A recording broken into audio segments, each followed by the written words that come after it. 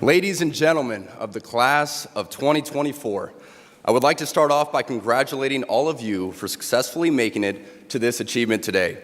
I'm sure your high school graduation was not what you had imagined, and most likely neither was your first couple years of college.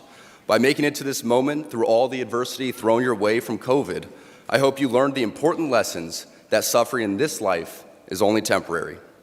As a group, you witnessed firsthand how bad leaders who don't stay in their lane can have a negative impact on society. It is through this lens that I want to take stock of how we got to where we are and where we want to go as citizens and, yes, as Catholics. One last thing before I begin. I want to be sure to thank President Minnis and the board for their invitation to speak. When President Minnis first reached out a couple of months ago, I had originally said no. You see, last year I gave the commencement address at my alma mater, Georgia Tech, and I felt that one graduation speech was more than enough, especially for someone who isn't a professional speaker. But of course, President Minnis used his gift of persuasion and spoke to the many challenges you all faced throughout the COVID fiasco and how you missed out on so many milestones the rest of us older people have taken for granted. While COVID might have played a large role throughout your formative years, it is not unique. Bad policies and poor leadership have negatively impacted major life issues. Things like abortion, IVF, surrogacy, euthanasia, as well as a growing support for degenerate cultural values in media, all stem from the pervasiveness of disorder. Our own nation is led by a man who publicly and proudly proclaims his Catholic faith, but at the same time is delusional enough to make the sign of the cross during a pro-abortion rally. He has been so vocal in his support for the murder of innocent babies that I'm sure to many people, it appears that you can be both Catholic and pro-choice. He is not alone. From the man behind the COVID lockdowns to the people pushing dangerous gender ideologies onto the youth of America, they all have a glaring thing in common. They are Catholic. This is an important reminder that being Catholic alone doesn't cut it. These are the sorts of things we are told in polite society to not bring up. You know, the difficult and unpleasant things. But if we are going to be men and women for this time in history, we need to stop pretending that the Church of Nice is a winning proposition. We must always speak and act in charity, but never mistake charity for cowardice. It is safe to say that over the past few years, I've gained quite the reputation for speaking my mind. I never envisioned myself nor wanted to have this sort of a platform, but God has given it to me, so I have no other choice but to embrace it and preach more hard truths about accepting your lane and staying in it. As members of the church founded by Jesus Christ, it is our duty and ultimately privilege to be authentically and unapologetically Catholic. Don't be mistaken. Even within the church, people in polite Catholic circles will try to persuade you to remain silent. There even was an award-winning film called Silence, made by a fellow Catholic, wherein one of the main characters, a Jesuit priest, abandoned the church and as an apostate, when he died, is seen grasping a crucifix, quiet and unknown to anyone but God. As a friend of Benedictine College, His Excellency Bishop Robert Barron said in his review of the film, "It was exactly what the cultural elite want to see in Christianity: private, hidden away, and harmless." Our Catholic faith has always been countercultural. Our Lord, along with countless followers, were all put to death for their adherence to her teachings. The world around us says that we should keep our beliefs to ourselves whenever they go against the tyranny of diversity, equity, and inclusion. We fear speaking truth because now, unfortunately, truth is in the minority. Congress just passed a bill where stating something as basic as the biblical teaching of who killed Jesus could land you in jail. But make no mistake, before we even attempt to fix any of the issues plaguing society, we must first get our own house in order, and it starts with our leaders. The bishops and priests appointed by God as our spiritual fathers must be rightly ordered.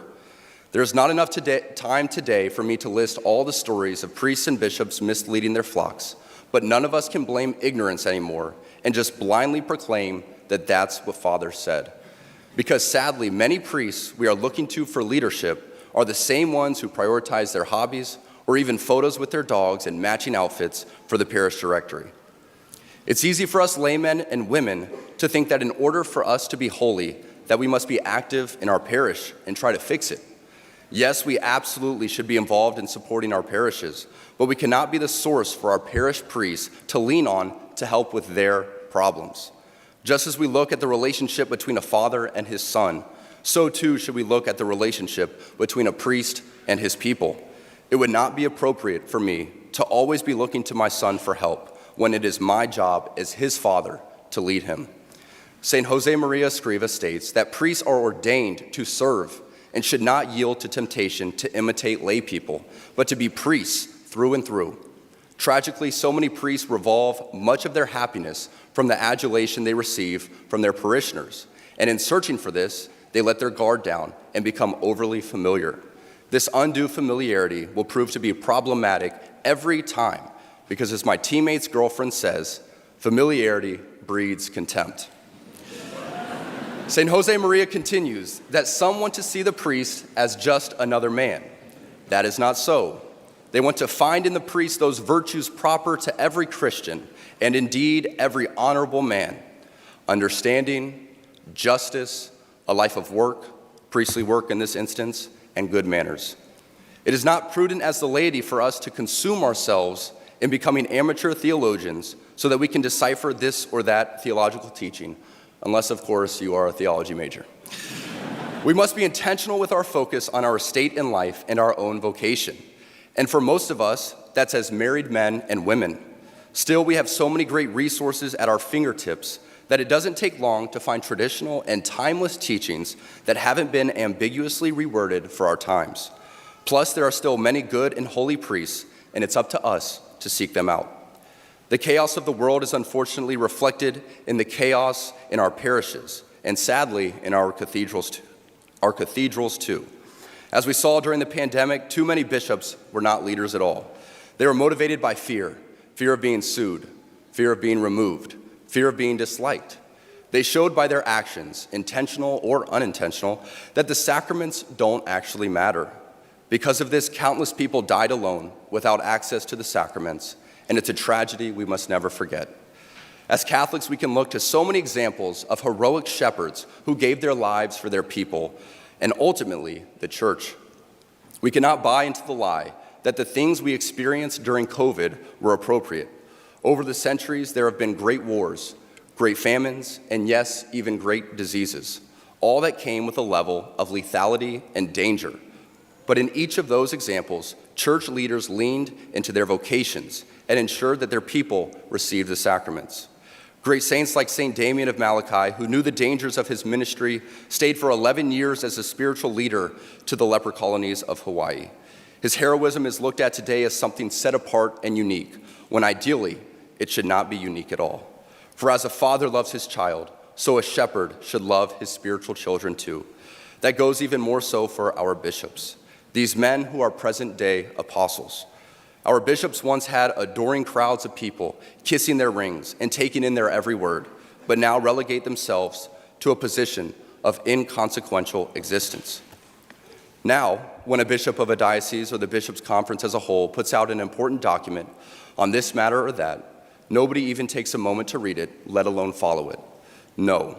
Today, our shepherds are far more concerned with keeping the doors open to the chancery than they are with saying the difficult stuff out loud. It seems that the only time you hear from your bishops is when it's time for the annual appeal, whereas we need our bishops to be vocal about the teachings of the church, setting aside their own personal comfort and embracing their cross. Our bishops are not politicians, but shepherds. So instead of fitting in the world by going along to get along, they too need to stay in their lane and lead. I say all of this not from a place of anger, as we get the leaders we deserve. But this does make me reflect on staying in my lane and focusing on my own vocation and how I can be a better father and husband and live in the world, but not be of it. Focusing on my vocation while praying and fasting for these men will do more for the church than me complaining about her leaders. Because there seems to be so much confusion coming from our leaders, there needs to be concrete examples for people to look to in places like Benedictine, a little Kansas college built high on a bluff above the Missouri River, are showing the world how an ordered, Christ-centered existence is the recipe for success. You need to look no further than the examples all around this campus, where over the past 20 years, enrollment has doubled, construction and revitalization are a constant part of life, and people, the students, the faculty and staff, are thriving. This didn't happen by chance. In a deliberate movement to embrace traditional Catholic values, Benedictine has gone from just another liberal arts school with nothing to set it apart to a thriving beacon of light and a reminder to us all that when you embrace tradition, success, worldly and spiritual, will follow. I am certain the reporters at the AP could not have imagined that their attempt to rebuke and embarrass places and people like those here at Benedictine wouldn't be met with anger, but instead met with excitement and pride. Not the deadly sin sort of pride that has an entire month dedicated to it, but the true God-centered pride that is cooperating with the Holy Ghost to glorify Him. Reading that article now shared all over the world, we see that in the complete surrender of self and a turning towards Christ, you will find happiness. Right here in a little town in Kansas, we find many inspiring lay people using their talents. President Minnis, Dr. Swafford, and Dr. Zimmerer are a few great examples right here on this very campus that will keep the light of Christ burning bright for generations to come. Being locked in with your vocation and staying in your lane is going to be the surest way for you to find true happiness and peace in this life. It is essential that we focus on our own state in life, whether that be as a layperson, a priest, or religious. Ladies and gentlemen of the class of 2024, you are sitting at the edge of the rest of your lives. Each of you has the potential to leave a legacy that transcends yourselves and this era of human existence. In the small ways, by living out your vocation, you will ensure that God's church continues and the world is enlightened by your example. For the ladies present today, congratulations on an amazing accomplishment. You should be proud of all that you have achieved to this point in your young lives. I want to speak directly to you briefly because I think it is you, the women, who have had the most diabolical lies told to you. How many of you are sitting here now about to cross this stage and are thinking about all the promotions and titles you are going to get in your career? Some of you may go on to lead successful careers in the world, but I would venture to guess that the majority of you are most excited about your marriage and the children you will bring into this world. I can tell you that my beautiful wife, Isabel, would be the first to say that her life truly started when she began living her vocation as a wife and as a mother. I'm on this stage today and able to be the man I am because I have a wife who leans into her vocation. I'm beyond blessed with the many talents God has given me, but it cannot be overstated that all of my success is made possible because a girl I met in band class back in middle school would convert to the faith, become my wife, and embrace one of the most important titles of all, homemaker.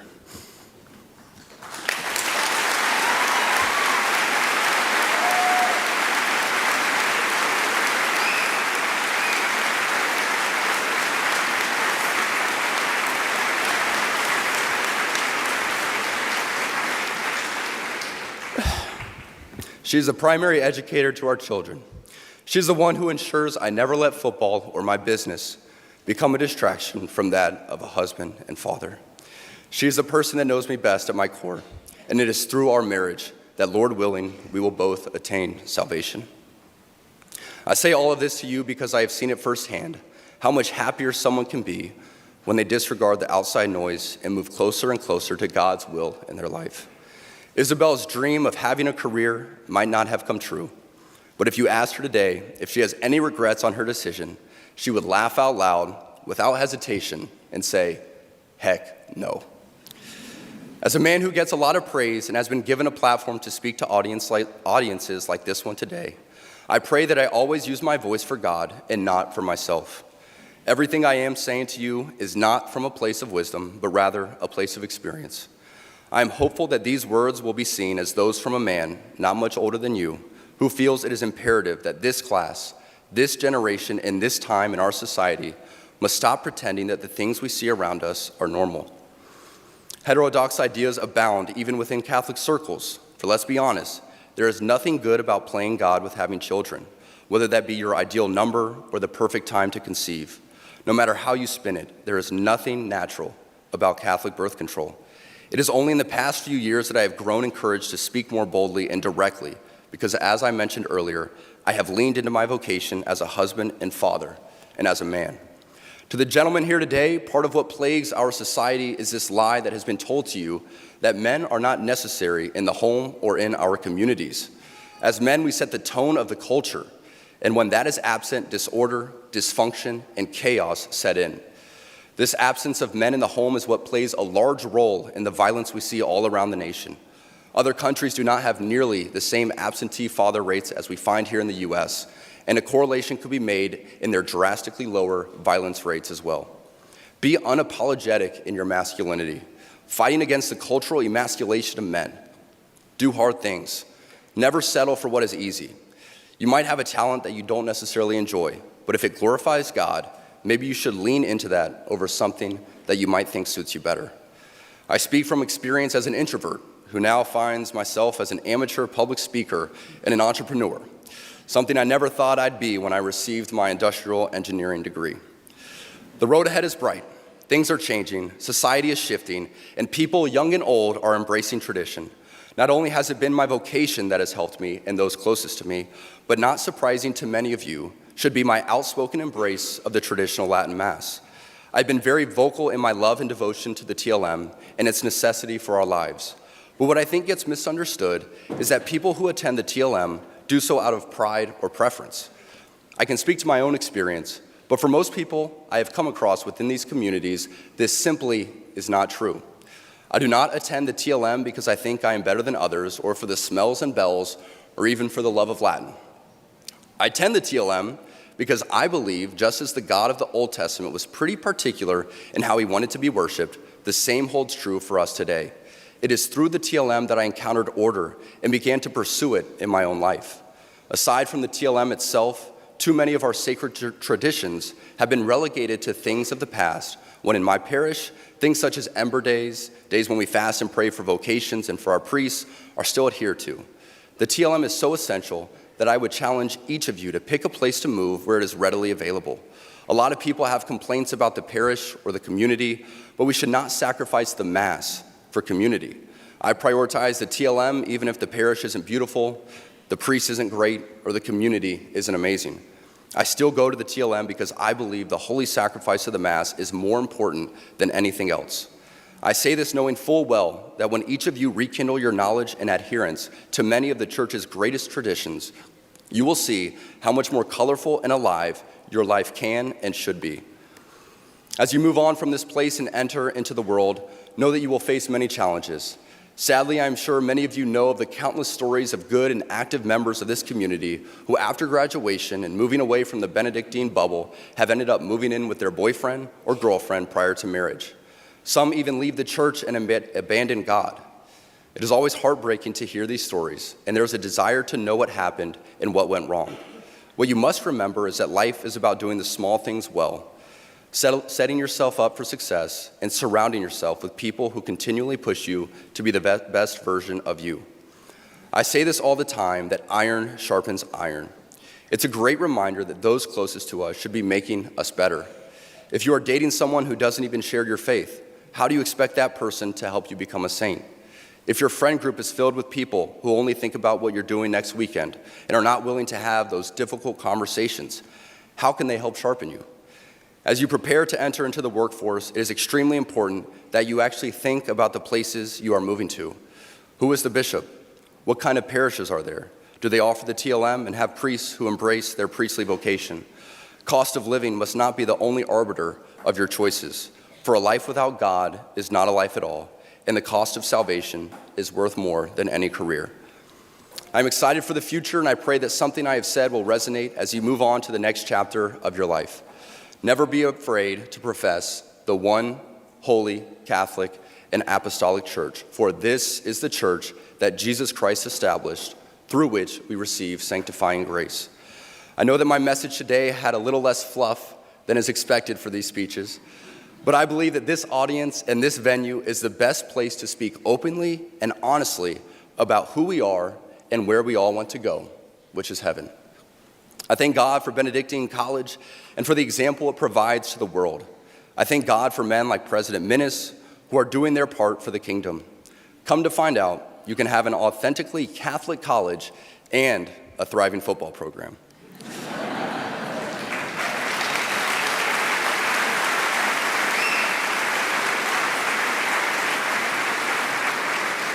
Make no mistake, you are entering into mission territory in a post-God world, but you were made for this, and with God by your side and a constant striving for virtue within your vocation, you too can be a saint.